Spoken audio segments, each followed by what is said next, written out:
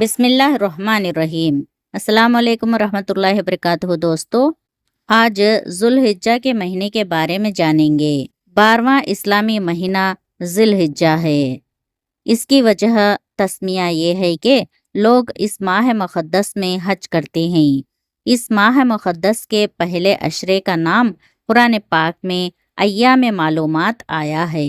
ذی الحجہ کا مہینہ ان 4 برکت اور حرمت والے مہینوں میں سے ہے۔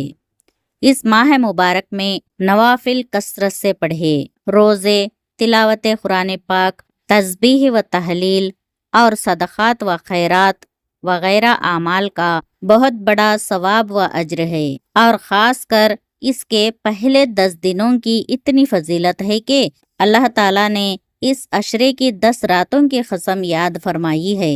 قرآن پاک میں ارشاد ہے، قسم ہے مجھے فجر کے عید قربان کی، اور 10 راتوں کی جو ذوالحجہ کی پہلی 10 راتیں ہیں، اور قسم ہے جفت اور طاق کی جو رمضان المبارک کی آخری راتیں ہیں، اور قسم ہے اپنے حبیب کبریا صلی اللہ علیہ وسلم کے معراج کی رات کی۔ ماہ ذوالحجہ کے مشہور اوقات۔ ماہ ذی الحجہ کی پہلی تاریخ کو حضرت فاطمہ زہرا رضی اللہ تعالی عنہا کا نکاح حضرت علی رضی اللہ تعالی عنہ کے ساتھ ہوا۔ اس مہینے کی 8 تاریخ کو یوم ترویہ کہتے ہیں، کیونکہ حج کو جانے والے اس دن اپنے اونٹوں کو پانی سے خوب سیراب کرتے تھے تاکہ عرفہ کے روز تک ان کو پیاس نہ لگے، اس لیے اس دن کو یوم ترویہ کہتے ہیں۔ اور دوسرا واقعہ یہ ہے کہ حضرت ابراہیم علیہ السلام نے 8ویں ذوالحجہ کو رات کے وقت خواب میں دیکھا تھا کہ کوئی کہنے والا کہہ رہا ہے کہ اللہ تعالیٰ تجھے حکم دیتا ہے کہ اپنے بیٹے کو ذبح کر۔ تو ابراہیم علیہ السلام نے صبح کے وقت سوچا اور غور کیا کہ یہ اللہ کی طرف سے ہے یا شیطان کی طرف سے ہے، اسی لیے اسے یوم ترویہ کہتے ہیں۔ اسی مہینے کی 9ویں تاریخ کو عرفہ کہتے ہیں، کیونکہ حضرت ابراہیم علیہ السلام جب 9ویں تاریخ کو یہی خواب دیکھا تو پہچان لیا کہ یہ خواب خدا تعالیٰ کی طرف سے ہے۔ اسی دن حج کا فریضہ سرانجام دیا جاتا ہے۔ حاجیوں کا حج اسی دن پورا ہوتا ہے، اور اسی مہینے کی 10ویں تاریخ کو یوم نحر کہتے ہیں، کیونکہ اسی روز حضرت اسماعیل علیہ السلام کی قربانی کی صورت پیدا فرمائی تھی۔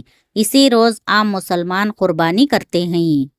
اسی مہینے کی 11، 12 اور 13 تاریخ کو ایام تشریق کہتے ہیں۔ اسی ماہ کی 14 تاریخ کو سیدنا حضرت علی رضی اللہ تعالی عنہ نے نماز میں اپنی انگوٹھی صدقہ کی تھی۔ اسی مہینے کی 26 تاریخ کو حضرت سیدنا داؤد علیہ السلام پر استغفار نازل ہوئی۔ اسی مہینے کی 28 تاریخ کو مسند خلافت پر بیٹھے۔ مصروف حضرات اور خواتین کے لیے عشرہ ذی الحجہ سے فائدہ اٹھانے کا آسان طریقہ۔ اگر وقت کی قلت یا گھریلو کاروبار کی ذمہ داریوں کی بنا پر زیادہ وقت عبادت کو نہ دے سکے، ان اعمال کے اہتمام سے انشاءاللہ اس عشرے کی برکت کسی نہ کسی حد تک حاصل کی جا سکتی ہے۔ 5 وقت با جماعت نماز کا اہتمام کرے۔ خواتین گھر میں اول وقت میں ادا کریں۔ ہر قسم کے گناہ سے بچنے کی خصوصی اہتمام کرے، ورنہ محنت کے باوجود عبادت کا نور اور حقیقی نفع حاصل نہیں ہوگا۔ بالخصوص اپنی نظروں اور زبانوں کی حفاظت کریں۔ ذوالحجہ کا چاند دیکھنے سے لے کر قربانی کرنے تک اپنے جسم کے بال اور ناخن نہ تراشیں، یہ مستحب عمل ہے۔ فرض نمازوں کے بعد تسبیح فاطمہ یعنی سبحان اللہ، الحمدللہ، اللہ اکبر پڑھا کرے۔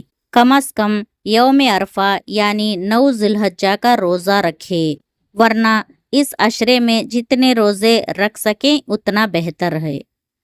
چلتے پھرتے زیادہ سے زیادہ اللہ اکبر، اللہ اکبر، لا الہ الا اللہ، واللہ اکبر، اللہ اکبر، وللہ الحمد کا ورد کرتے رہے۔ چلتے پھرتے زیادہ سے زیادہ تیسرے کلمے کا ورد کرے، سبحان اللہ والحمد للہ ولا الہ الا اللہ واللہ اکبر، اور چلتے پھرتے درود شریف کا ورد کرے۔ کم از کم 10 سے لے کر 15 منٹ تک روزانہ ترتیب سے تلاوت قرآن پاک کا اہتمام کرے۔ مغرب کی نماز میں 3 فرض، 2 سنت اور 2 نفل کے بعد 2 نفل مزید نماز اوابین کی نیت سے ادا کر لیں۔ نماز عشاء میں 4 فرض، 2 سنت کے بعد وطر سے پہلے 2 سے لے کر 4 رکعت تہجد کی نیت سے ادا کر لیں۔ اس کے بعد وطر ادا کر لیں۔ اگر رات میں توفیق ہو جائے تو مزید رکعت تہجد ادا کر لیں، لیکن عشاء کے ساتھ ادا کرنے سے کم از کم تہجد سے محرومی نہیں ہوگی۔ حسب استطاعت صدقہ و خیرات کرے، یعنی جتنا ہو سکے اتنا صدقہ و خیرات کرے۔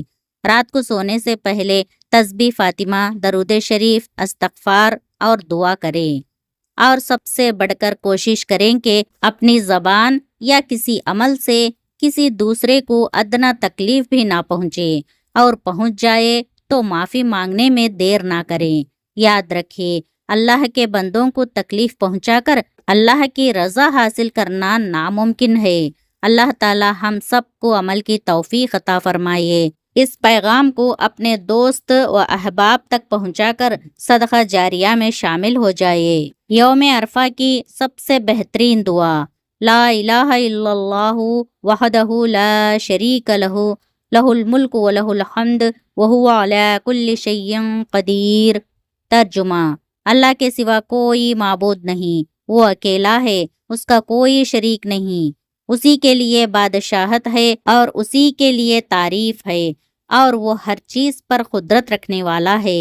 1 ذی الحجہ سے لے کر 13 کی شام تک کثرت سے تکبیرات پڑھنا: اللہ اکبر، اللہ اکبر، لا الہ الا اللہ، اللہ اکبر، اللہ اکبر، وللہ الحمد، اللہ اکبر کبیرا والحمد للہ کثیرا وسبحان اللہ بکرۃ واصیلا۔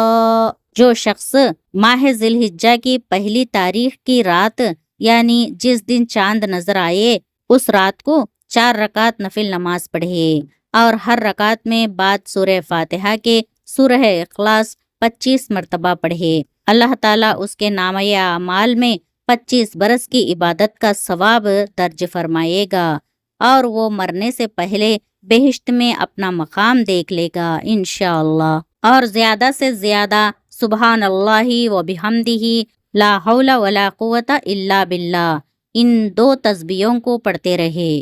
اللہ تعالی ہم سب کو ذو الحجہ کے پہلے عشرے میں زیادہ سے زیادہ عبادتیں کرنے کی توفیق اور طاقت عطا فرمائے۔ آمین یا رب العالمین۔